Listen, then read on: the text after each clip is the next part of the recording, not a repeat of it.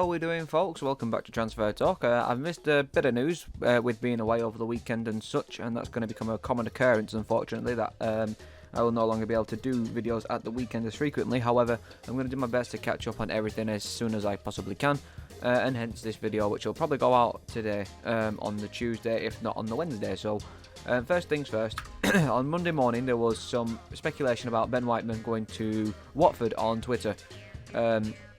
But as far as Lancs Live understands, this is all just a rumour, and this rumour originated from the fan forums, where some guy, I don't know his name, stated this was going to happen, and he's a pretty credible source, and that's why everyone was freaking the fuck out, because Whiteman's one of our best players and his absence is very much seen. But as we can read here, social media noise was rife on Monday morning with speculation surrounding North End's number 4 having initially emerged on the Lily Whites fan forum. Whiteman has missed the last 2 games against Huddersfield and Norwich through injury, and manager Ryan Law showed last week he would not rush to play back. Whiteman has been an ever-present signing since signing from Doncaster Rovers in January of 2021, with Law having kept him as a regular in the middle of the park. His Deepdale contract runs to 2024 as things stand. Regarding Watford, club sources have shut down any possibility of him leaving this month. Watford were one of the clubs linked with Whiteman at the time. P&E clinched his signature. The likes of QPR, Derby and Nottingham Forest were also credited with interest too. But staying up north appealed to the player, and North End brought him in for around 1.6 mil. Since then, he has scored 7 goals in 96 appearances and won the armband from time to time. So essentially, the Watford thing might just be something that was dug up from the past, a mistake for a current rumour, but Watford show no interest in Ben Whiteman, and thank God for that. Because like I said, without Whiteman, we'd be pretty screwed. However, it has been stated by Ryan Law in the sort of January transfer window that we would not bring anybody else in unless absolutely necessary, or we had a replacement lined up. For example, Reece was injured and we haven't sent him out because no one's going to buy an injured player that's out for the rest of the season, but we brought in an extra lad up front, that being the Lap, because Reece is no longer part of our squad for the rest of the season, which would have left us with Evans, Maguire and Cannon. And Parrott, of course, that's 4, but then Delap adds that extra 5th one just for a bit more firing power up front, which is what Reece had to offer compared to, say, Parrott and Maguire, who haven't exactly done much in terms of scoring goals on the front this season. So that's that. In terms of Maguire leaving, that's still only a rumour, and I can't address that any further, unfortunately, but when more news comes out about Maguire, I'll be sure to cover it. We've made an outgoing, and that is Mikey O'Neill. And where's he gone to? Grimsby. I was going to say Carlisle for some reason. Mikey O'Neill has gone to Grimsby on loan for the rest of the season. Mikey O'Neill is one of my favourite young prospects at the club, and I wish him all the best. The young striker started against Huddersfield Town in the FA Cup last weekend, but the plan all along had been for North Enders to get him out on loan to League 2. O'Neill broke on the scene last season and earned himself a professional contract until 2024. He played 3 times for North End last season and has added to that tally with 4 more outgoings for the senior side this campaign. O'Neill links up with 16th place Grimsby, who take on Swindon this afternoon, and they went on to lose 5-0. He takes number 18 shirt from excuse me. He takes on the number 18 shirt in contention for today's match. I'm bringing O'Neill to the club, the manager said. I'm really pleased to get Mike in. He's a player that's very highly thought of at Preston. We tried to get him in August, but for one reason or another, we couldn't quite make it happen. He stayed over there and he's played a few times for them. He played in the FA Cup against Huddersfield, and then we were made aware that he would come out on loan. We moved pretty quick once we knew that. He can play in as a centre forward and as a number 10, and can probably play coming in from a wide position potentially as well. This is certainly a loan for him to come and get some experience and game time. From Preston's point of view, they expect him to be involved with them moving forward. We're really pleased to get him. Hopefully it can be a success, and it's one that works for all the parties. O'Neill himself said, I want to get in a team and score a few goals. I also want to help the team to push on and try and get upwards to the playoffs. That's very ambitious. I'm hoping to do what I can, but I'm hoping to do what I can to help the team get to where they want to be. I'm an attacking player who tries to get on the ball, but when the ball comes to me in the box, I like to think I'd back myself to score some goals. You sound only half confident there. Oh, here we go. There's an article here about Shawnee Maguire. Let's just quickly read over this a minute. Maguire is now back training on the grass with North End, as Law vowed the forward has a role to play at the club for the campaign. He believes Maguire will have to reach the levels required to get a place up front. Okay, so basically we're not selling him, and he's just not. He's ready to play, but he's not ready to start. Essentially, yeah. Okay, that's fair enough. Okay, that's fine.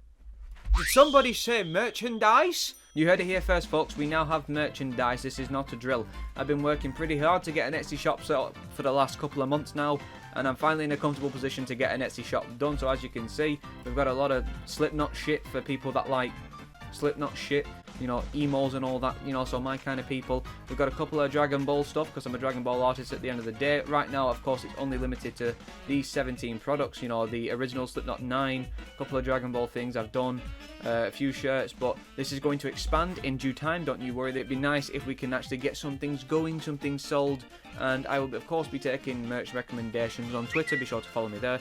And all that good stuff. So yeah, please check out the link in the description. It will mean the world to me. It would help to support me, and we can get this channel growing even more than we already have done. Of course, being a Preston North End channel, this does mean there will be PNE merch on this shop eventually, whether that be t-shirts, posters, hats, keychains, boxes, fucking sliders for your feet, whatever that may be. There will be some form of PNE merch on there very soon, and the shop is going to be updated almost weekly. So be sure to keep an eye out on that. Thank you all once more. If you have any concerns, any whatever else like that, please be sure to contact me. Link in the description. Get it all clicked. Please, it would mean the world. And thank you. I will let the video roll on. And last but not least, we've got Ched Evans signing a extension on his contract, which is very well deserved after his recent performances, let's be honest. The Lily Whites has penned an extra year for him at Deepdale, with his contract being set to expire this summer. Evans has been on a goal scoring run for Ryan Lowe with 6 goals netted in his last 7. The number 9 scored twice at Reading, grabbed one against Millwall, packed a brace at Blackburn, and headed on the winner at Stoke. He joins Ledson and Lindsay in agreeing new deals, with Evans being made just shy of 70 appearances, signing for PNE in 21. His initial deal was a loan move from Fleetwood, but North End made it permanent before that summer, with him having discovered his best form this campaign. After signing, Evans said, "I'm over the moon. To get the extra year is amazing. I think the next 18 months at Preston could be very positive. If you look at where we are in the league as well, it looks like there could be big exciting times for Preston. I'm happy here, really happy. I'm friends with all the lads. I get on with everyone, so it was an easy decision. I feel good. I feel strong at the moment, and it's probably the best I've been for a few years. I'm just pleased with how it's going."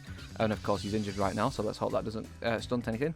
First and foremost, I'm pleased for Ched and his family, because we felt he was well worthy of an extended contract. The timing with contracts has got to be spot on, and with the way Ched has been playing, he deserves it, and I'm pleased we've sorted it relatively easily and quickly. I've said numerous times, if you do good by me in the football club, we'll do good by you, and that's what we've done. We want to continue helping Ched with his coaching badges as well, which he's already done some stuff with Greg Cunningham, and we feel we can help him with that, and that's a very good move from the club. That's something I'm quite thankful for in terms of Evans and his future. They're looking after the lad, and that's good.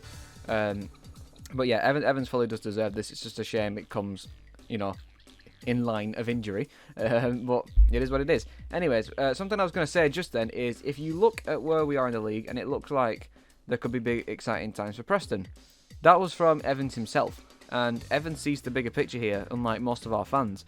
Of course, at the time of this recording, we've just suffered a 4-0 battering from Norwich, and if we, I forgot to look at the table in my matchday report, actually. I am so sorry about that, but we're 13th, in case you need to know. We are currently in form of 4 losses and 1 win in our last 5, which is, of course, not ideal. And we're not counting the FA Cup, so yeah, of course, it's far from ideal. But at the same time, when you look at the points, it's not awful. If that was 4 wins and 1 loss, we'd be up here with Watford, Middlesbrough, and Blackburn. It's as simple as that. You know, that's what I mean. So I am not scared for the rest of the season. Of course, I'm going to touch all the wood in the world right now, because that could come back to bite me in the arsehole. But as it stands right now, Preston are in a pretty comfortable position in terms of how they can climb back up the table. It's definitely doable. We've got 2 new great forwards in who look ready to go out and prove themselves. Evans will be fighting to get back in the starting 11 and scoring goals when he gets back from injury. Of course, Whiteman's going to come back eventually. If we can get another one in, that'd be pretty cool, but I'm not, you know, I've not got my fingers crossed. I don't think it'll happen. And yeah, everything's just going to start falling back into place very soon, because we've just had a couple of absences and a couple of problems recently, but they'll iron themselves out in the coming days. But yeah, as a whole, I think Evans is right in what he's saying. He's well aware that if we can just win a few more games, then we'll be back in the top 5 in the playoffs. So he's not wrong, and I think that's the way the fans need to see it, because a lot of them are thinking, you know, we've lost the last 4, we've been battered 4-0 at home, we're going to start going down, it's relegation time, which even just a few draws or a couple or 1 or 2 wins, again, it'll keep us safe even longer. And I do believe in terms of our upcoming games that we potentially have, you know, potential to get some things done. For example, Birmingham away, that'll be a good match. Unfortunately, Coventry was postponed because we tend to do well at home against Coventry, but like I said to some fella on Twitter earlier, I wouldn't count on it this season. That's irrelevant. This is a difficult one because Bristol are in good form at the minute. Burnley, I'm not expecting great things from, but we're away at least. Preston and Luton, of course, we saw what happened last season, but I'm not hopeful because they're in good form. And then in terms of just capping off this next 5, it's Hull away, and Hull at home was 0-0. But yeah, away I have more faith, and something's just appeared on my telephone from PNE Live on Twitter, so let's have a look. Preston North End's massive issue that isn't going away. Let's just read this quickly and then we'll stop. So Preston North End's massive issue that isn't going away and Ryan Law must improve. I saw this before actually. It's getting worse. Okay, so basically this is just covering what's going on with the club right now and why Ryan Law's getting it so wrong, and I can agree. Yeah. That's fine. Yeah, it's talking about the home form basically, and I think we're all aware of this issue. So this is not something I need to cover because hopefully it will get sorted out eventually, but we can't say for sure. But anyways, thank you all for listening in. I appreciate it very much.